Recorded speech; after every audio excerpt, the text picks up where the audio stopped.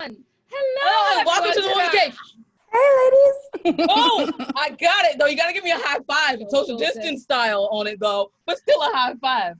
I feel like I should. Well, at least I wasn't smiling into the camera talking about my whitening again. I was just about Wait, to what? Oh, Is that why your teeth are so gorgeous right yes, now? yes. Nice. So, y'all, if y'all haven't caught it, this is Jade, by the way. And Okay, that's well, Winona. no. Oh, see, now Okay. that's a high five. High I five, was social professional. distance aside.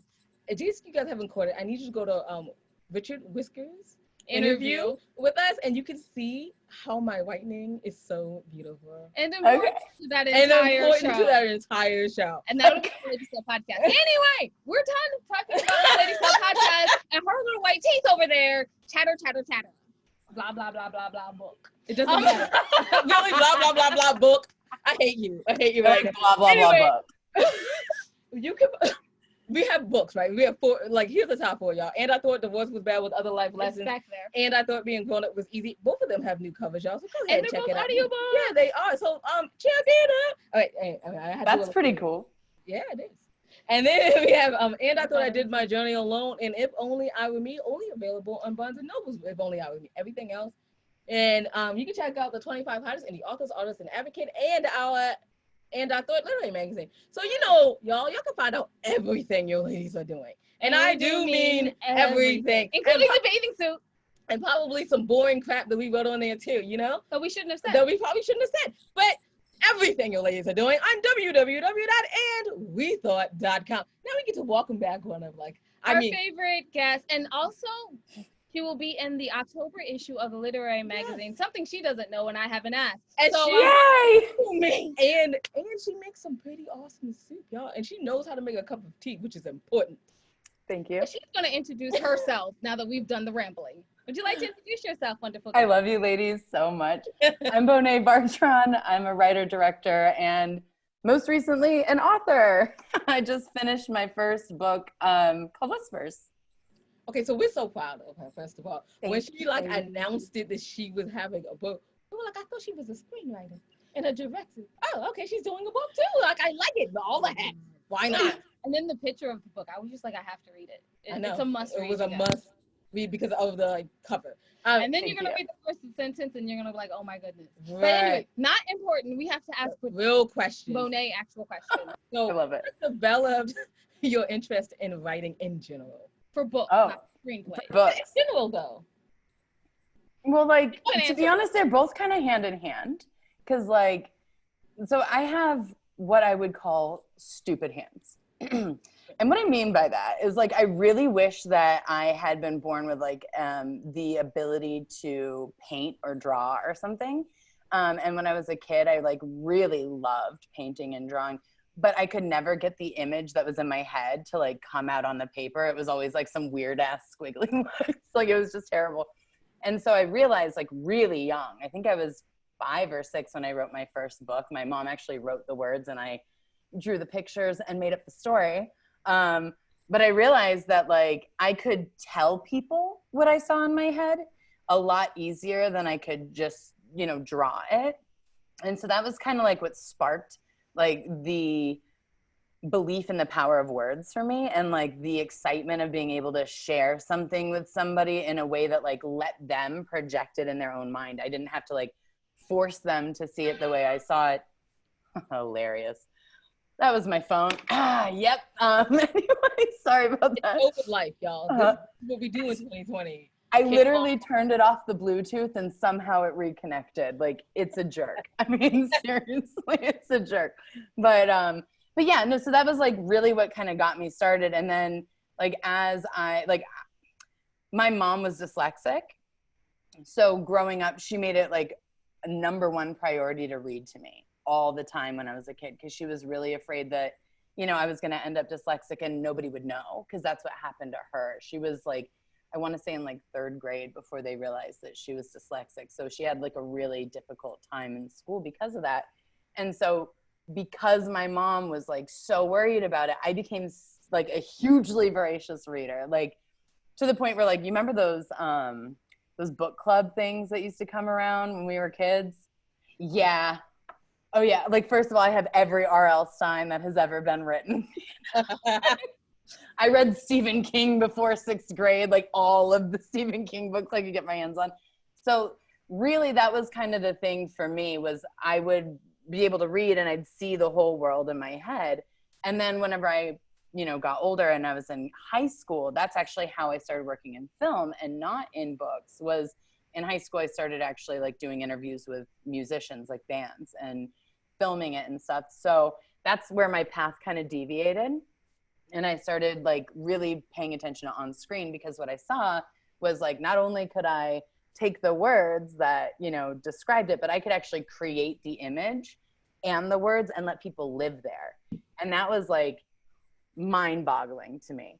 So like, I mean, literally I was like, this is everything. This is my whole life. This is all I want in my life. You know what I mean? This is it.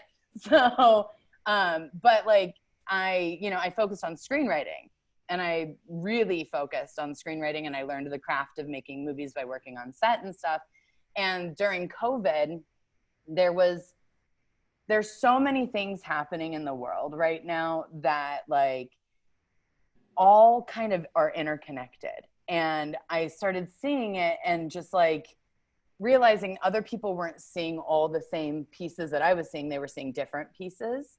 And so I was like trying to figure out a way to explain like what I was seeing. And I don't like writing things as like fact, because when you write fact, then people are immediately like, they judge it, right? Like they judge themselves too. Like if you write something that like goes against somebody's belief and it's something that's fact and it's straight to the point, a lot of times it'll shut us down. Like I do it too. When I read something that like I feel like is attacking me, I'm like, that's not how I am. You know what I mean? But if I can read a story that tells me without attacking me, like without feeling personally, attacked, then I'm able to see things a little bit clearer. So that was kind of my whole idea. And I was like, well, I haven't written a book since I was like really, really young, like never like professionally, but I'll try it out. I've got lots of people in my life who are amazing authors, you know what I mean? That like, they don't know, but I'm going to ask them for all kinds of help so I can make this happen. But so that's what I did, is I just sat down and decided to do it. And I did a ton of research, like a ridiculous amount of research. And then I started writing it. And 4 months later, here we are. And I'm putting out the book next month. So, So that is so amazing that when you were talking about how you got into high school to take basically your love of drawing and making pictures into film. Like you got to try, like transfer all of it. And yet you didn't have to actually draw it. So that's exciting. You just like write it and that was a big deal. And that's how you got into film, and I love it. I love it so much. So I have a question I'm supposed to ask for number 2, but yes, I don't feel like asking that. I'm going to ask a question I want to ask. Okay. That's one for you. And then I'll ask the 2 question. I'll take it. Okay. So like when you started writing this book, did your characters just come to life to you and like do a movie? Because I know that's how I see it and some other authors see it. Were you that person, or did you have to like literally go and I planned them to say this? Did you outline it? Did you outline it? Or are you a pencil? Like so that's a really good question. So like a lot of times when I write screenplays, I will use like note cards and just kind of structure my acts to make sure that like, I'm hitting the right beats at the right time, because there is a whole timing thing. I mean, screenplays are to the second, right? With the book, I knew where I wanted to go, and I did have like some kind of sketch outline in my mind, you know what I mean? And on paper where I was like, these are major plot points that I want to hit, because I knew they were things that resonated. But the ironic thing for me, and I don't know if this happens to all writers, but like if I think I'm going one place and my characters hate that place, like I won't make them go there. I'll follow them down their own little rabbit hole. And the characters in this book are definitely taken from people in my life. So it's 3 sisters, and 2 of them are blood sisters, and then the other one's their sister-in-law. And my family is structured this way, where like my little sister is the one with the babies. I don't have kids. And in the book, the main character, she doesn't have kids either, but she brings her sister and her sister-in-law and all the kids to Orlando for like a big, you know, blowout kind of a thing. And so my sister-in-law is Black, and like she deals with a lot of things that I don't see my sister dealing with. And so it was really important to me as a white person to kind of try to show people like the reality of like how you can be a family, but like people still have other struggles. And even if you're in the family, sometimes you don't see it because you don't have to see it. You know what I mean? And so my characters in this were definitely inspired by the people that I love the most, you know, and that way, like, I knew I would love my characters the most, you know what I mean? But like, they took me on the journey for sure. Like, they had things to say that I didn't even know needed to be said until they said it. You know what I mean? And I was like, oh, okay, ladies, got it. Yeah. Absolutely. It happens to a lot of people. They say like, I tried to make them do right. And then they said, oh, sweetheart, no, we're at the beach and all the way at the left, all the way. Right. In California, why are you still in the East Coast? Like, right, how the hell did we end up over here? What brought us there? Yeah, that's exactly what went down for me. You gotta love so much what your characters give you as to work with, because what you have planned to work with, when you're writing it, that's amazing. It's like, oh, this is gonna be the best. And then when your characters are like, yeah, that's nobody about that. Mediocre, close to crap, and then they take you some other place, and you're like, this is astonishing. It felt like I was at the foot of a mountain, and they took me to the top. Totally. And, like, see the world, okay? Yeah. Yeah. And that was the thing, is like, more than anything, I just really wanted to be authentic to who they were and what their position was, right? Like, what was happening to them and how they would react. So like, and not to give too much of it away, because, you know, it is a mystery and people want to, like, I wouldn't want to wreck the mystery. But like, as certain things start developing, like, I had no idea that like this character would react so strongly here, but not here. You know what I mean?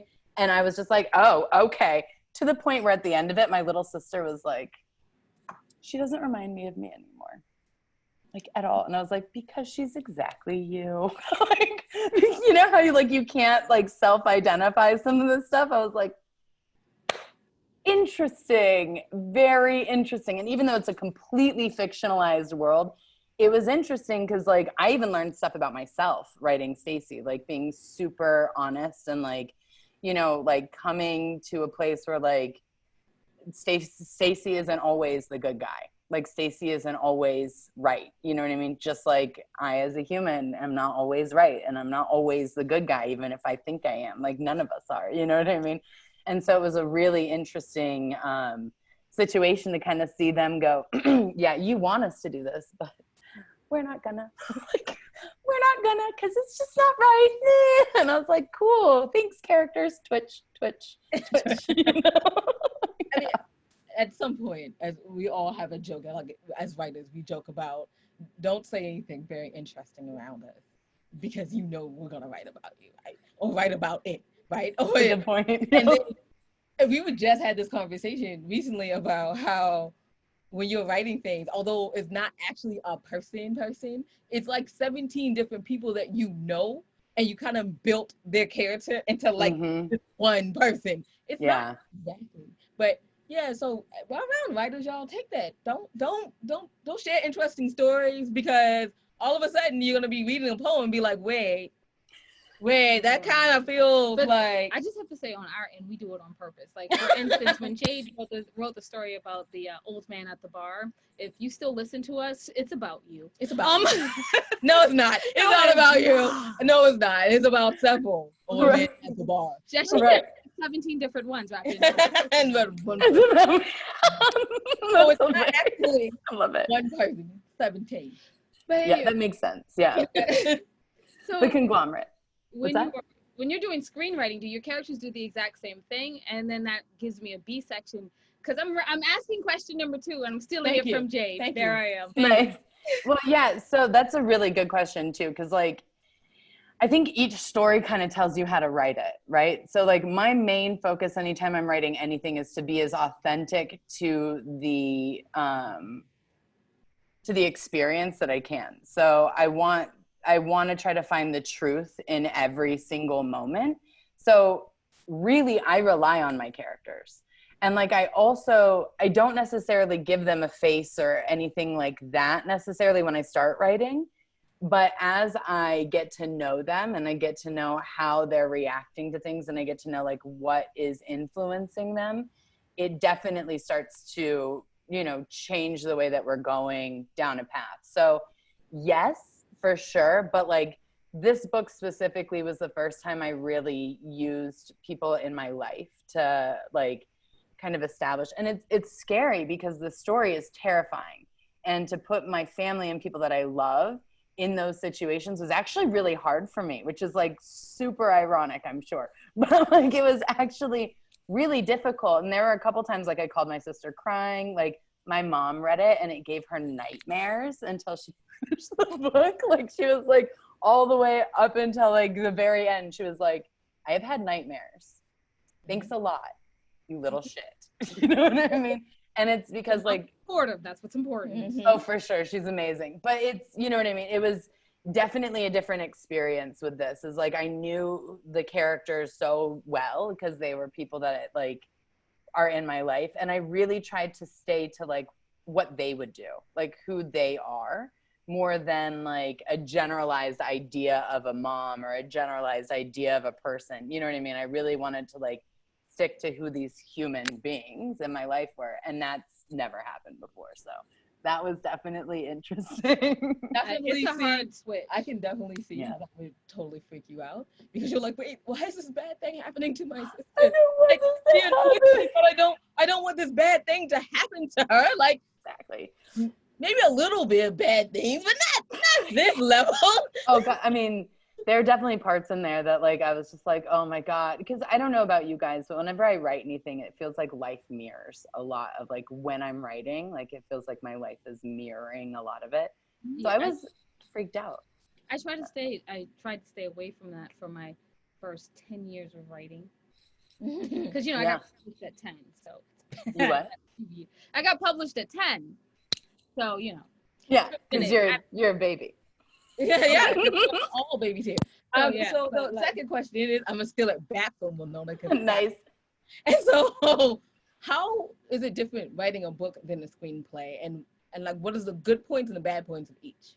It's such a good question. Like, okay, so writing a screenplay, the first time I wrote a screenplay, I was 22. So I was like really young, and I learned, that whole craft over years and years and years. And so like, I'm really comfortable with a screenplay. Like I can rock out a screenplay very, very easily.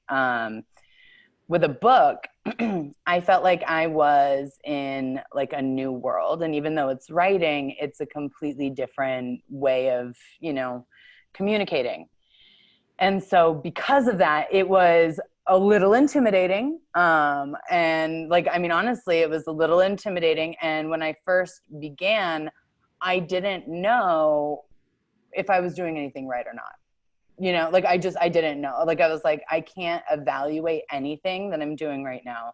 I just have to keep writing forward, which is definitely not how I usually approach a screenplay. Like with a screenplay, I have like, the whole concept, but a screenplay is also so short that you can only go so far. Like if this book were a screenplay, I mean, it would probably be 2 movies. And it would be 2 good, like complete movies, you know what I mean? But like, I would never be able to tell this one story, I feel, in like a single movie and really get all the impact. So that was something that was really exciting for me, is I got to hear inside of my characters' heads. I am definitely one of those writers that very rarely use voiceover. I'm not a big fan of it in the medium, in film in general. Like, and I don't really give myself like the, those heavy moments in a screenplay unless it's interaction happening.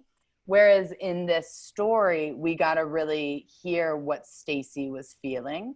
And I actually wrote it all from one person's point of view. So we only know what the character knows the whole time, and she gets to observe everyone else. And that was important to me, especially because I was writing somebody who is Black, and I didn't want to assume that I knew at all what she was actually thinking or going through, because that's not my experience and it's not my place to tell that story. But it was important to tell from Stacey's point of view, seeing it and like being able to recognize it. And so that was something that was like really difficult, like telling a story from one person's point of view where we don't ever get to know what's happening in these other worlds in the story. You know what I mean? We only see from her point of view. And I think it worked really well. People like, that was the thing so far with our alpha readers, that like people have been like, this, whoa, because it gives you so much more suspense. And like in real life, we only know what we know. Like we can't possibly go into somebody else's head. Like we can't like we can guess, like we can make projections. And like, that's what's cool about the book medium is like, I got to talk about Stacey's projections, but like, you know, we got to see it in a way that made us kind of, okay, if this was actually happening to me, this is what it would feel like. Like, this is actually the experience, because you can't know what you don't know. I'd like to ask, which one do you feel is more freeing? Okay, so as a director, I love writing screenplays because like I get to show people things in the image. So like a lot of times what I'm saying on the page isn't necessarily what's happening on the screen, because what I'm saying on the page is the dialogue, right? So like when we have a conversation, like something else could totally be happening behind us that's the most important thing in the scene, but like our conversation feels important. So I love that. That's one thing I love about the film medium. But I will say writing a book was absolutely freeing in a way that like I've never got to experience with a screenplay. And that was specifically being able to let people in on the thoughts, like the thought process, and be able to like see through the eyes of the main character. That was something that was like, oh my God, this is so cool. Because if you did it as a movie, it would not like, I mean, the book could turn into a movie, but like if you actually shot it the way that I wrote it, it wouldn't work, because it's all like, it would all be like from like the camera would be the person, you know, because she's observing everything. And so that was really cool. When you have to chop up your baby and make it into a screenplay, are you going to be okay? Are you? That's the real question. Are you? Because that's what this whole interview is really about, people. Are you going to be okay to chop your baby? You know what? That is a really good question. Why don't we ask that when we get a little bit closer to the film? Because there's so many authors out there who want to go from book to screenplay. And they want to write it. And they want to write it. And you say, are you sure? Yeah. So it's a craft, yeah. You go ahead. So like, they'll ask me, how did you do it? Because I'm an artist, I'm gonna talk about me now. Yeah, absolutely. So they'll be like, how did you do it? Because you went from poetry to screenplay. How did you do it? And I said, well, you start off by taking the 3 most important events that have to happen in your book, and then you chop the rest off. Ooh. And you can. Yeah, you can. And this is literally the face I made, because this is how you have to deal with just it. For y'all listening on the podcast, it's like literally her serious face. It's like the straight blank face, like, you need to do this, because if you don't do this, you're never going to get it done. Thanks. You have no other choice. You have no other choice. So just imagine your best friend giving you that face that's like, I'm going to need you to take off those pants, those rainbow pants. Like, oh my God. No. It's so good. And I'm sorry, I have to tell you. Hey, are you making a dig on my rainbow pants? No. They can't see me right now. It's a podcast. How do you know I'm not wearing some rainbow pants? Okay, so everyone that follows us, you know that I have a pair of rainbow, well, I used to have a pair of rainbow pants. And I loved the pants. Okay, I loved them. They were so wonderful. I loved them. And Winona, one day, because it's like the 3rd time I wore them, right? And I'm like, woo, going out in my rainbow pants, girl. You know, I'm excited because I love these pants. And she looked at me on the matter of the rainbow pants. And I was like going right back inside, changing my clothes. Because you know that face your best friend gives you? That one that's like, I let you slide. 2 other times. I love you, and like your pants aren't gonna stop me from loving you, but they might hurt our friendship a little. Right. So yeah, and if you guys check out, if y'all check out If Only I Were Me, you will see a whole poem on the matter of the rainbow pants. Anyway, I'm reading that poem. And it's so funny because literally she saws up your honor on the matter of the rainbow pants.